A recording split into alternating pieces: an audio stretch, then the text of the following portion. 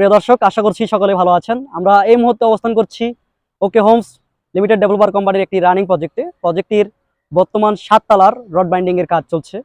আমার সাথে প্রিয় একজন আছেন, আরিফ। আরিফের কাছে আমার প্রশ্ন থাকবে যে নতুন সে জব পেয়েছে আমাদের মাধ্যমে civil engineering skill development program থেকে মোস্তফা কামাল ভাইয়ের রেফারেন্সে। প্রথমেই আমার জিজ্ঞাসা হলো তার বর্তমান জবের কি অবস্থা, কেমন লাগছে, মোড মিলিয়ে গুছায় বলো। আসসালামু আলাইকুম। আমি মোহাম্মদ আরিফ ইসলাম, ফ্রেশার ইঞ্জিনিয়ার হিসেবে Raim real estate and housing limited কোম্পানিতে জব করতেছি। তো ফ্রেশার হিসাবে মোটামুটি ভালোই লাগতেছে, আর কোম্পানিটিও অনেক ভালো, মোটামুটিভাবে কাজ করতেছি, নানান রকমভাবে সহযোগিতা করে থাকে। বর্তমান তুমি কি কি প্রতিকূল অবস্থার মানে এইসব হ্যান্ডেল করছো, কিভাবে ব্যবস্থাপনা কিভাবে করতেছো তোমার প্রজেক্ট? এখানে মূলত আমার সিনিয়র ইঞ্জিনিয়ার আছে, যে কোনো সমস্যা হলে ওনাকে জানাই। উনি হচ্ছে যে প্রতিটা কাজই আমাকে মূলত দেখায় দেয় মাঝে মধ্যে। রাতে যখন তুমি মাল রিসিভ করো, জি। রিসিভকালীন সময়ে তুমি কি ধরনের আচরণ করো সেলারদের সাথে, অথবা যারা গাড়ি নিয়ে আসে তাদের সাথে কি তোমার বাগবিতণ্ডা হয়েছে কিনা, বা যারা স্থানীয় আছে হ্যাঁ। তাদের সাথে তোমার কিরকম আচরণ করতে হয়, বা তারা কিরকম হয়ে থাকে?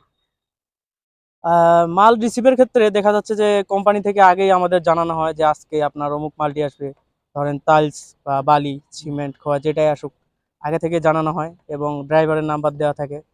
আসার পরে উনি নামার পরে ফোন দিবে যে আমি আসছি লোকেশনে, আপনার লোকেশনে মালটি রিসিভ করে।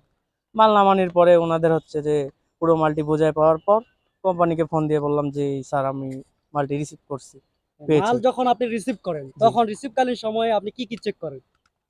যে অবশ্যই, যেমন যদি বালুর গাড়ি আসে, সেখানে বালুর গাড়ি পরিমাপ করে নিতে হয় যে আমার এত সেফটি মাল, দৈর্ঘ্য প্রস্থ এবং উচ্চতা অনুযায়ী মাপ করে নিয়ে যে ঠিকঠাক আছে সবকিছু। ইটার এরকম ক্ষেত্রে ভাবে ইট ইট এখন পর্যন্ত রিসিভ করিনি, কারণ হচ্ছে কাজ আসেনি, এই জন্য। ইট গুনে নিতে হবে। জি, গুনে নিতে হবে। গুনে নিতে হবে এবং হলো ইটের গায়ে কি লেখা আছে, জি। সেই ইটটা গুণগত মান 1 নাম্বার কিনা 2 নাম্বার, এইগুলি হলো দেখতে হবে। জি। আচ্ছা, কখনো ঢালাই করছো? জি, অবশ্যই ছাদ ঢালাই ঢালাইয়ের দুটি পূর্বে করছি। যেমন আমরা হলো বর্তমান ঢালাইয়ের পূর্বে যে কাজটি, সেটি হচ্ছে রড বাইন্ডিং এর কাজ। এটা রড বাইন্ডিং এর কাজ আমরা এখানটা সম্পন্ন করছি। রড বাইন্ডিং এর সময় আমাদের কি কি চেক করতে হবে? এখন প্রথমে যে বিষয়টি চেক করতে হবে সেটি হচ্ছে ডিজাইন অনুযায়ী আমাদের রড বিছানি ঠিক আছে কিনা। এরপরে হচ্ছে যে আমাদের কলাম এবং বিমের শেষ প্রান্তে যে মাটাম দেওয়া থাকে এগুলি দেওয়া হয়েছে কিনা। তারপরে স্টিরাপগুলি যে যত ইঞ্চি পর পর আমার বিমের স্টিরাপগুলি দেওয়া আছে এগুলি ডিজাইন অনুযায়ী ঠিক আছে কিনা এটাও চেক দিতে হবে। হ্যাঁ। তারপরে ইলেকট্রিক যে লাইনগুলো থাকে এগুলো আমাদের ডিজাইন অনুযায়ী ঠিকভাবে বসানো আছে কিনা এগুলি। ইলেকট্রিক পাইপ যখন আমরা ওয়ারিং করি, কন্ডুইট পাইপের যে ওয়ারিং করি, ওই সময় কি কি সতর্কতা অবলম্বন করতে হবে? হ্যাঁ, অবশ্যই দেখতে হবে যেন পাইপগুলি কোনো ফাটা না থাকে, হুম। কোনো জায়গায় যেন ফাটা না থাকে, কারণ ফাটা থাকলে দেখা যাচ্ছে যে কংক্রিট ঢুকে পরবর্তীতে আমাদের লাইনের সমস্যা হতে আচ্ছা, পারে। ঢালাইয়ের দিনে একজন সাইড ইঞ্জিনিয়ার কোন কোন বিষয়গুলো সতর্কতার সাথে দেখেন?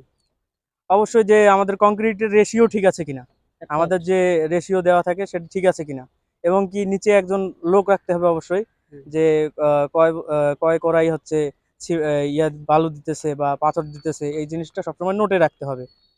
এবং উপরের দিকে দেখতে হবে যেন ঢালাই সময় ভাইব্রেটও ঠিক মতো হচ্ছে কিনা, এই জিনিসগুলি খেয়াল রাখতে হবে। হুম।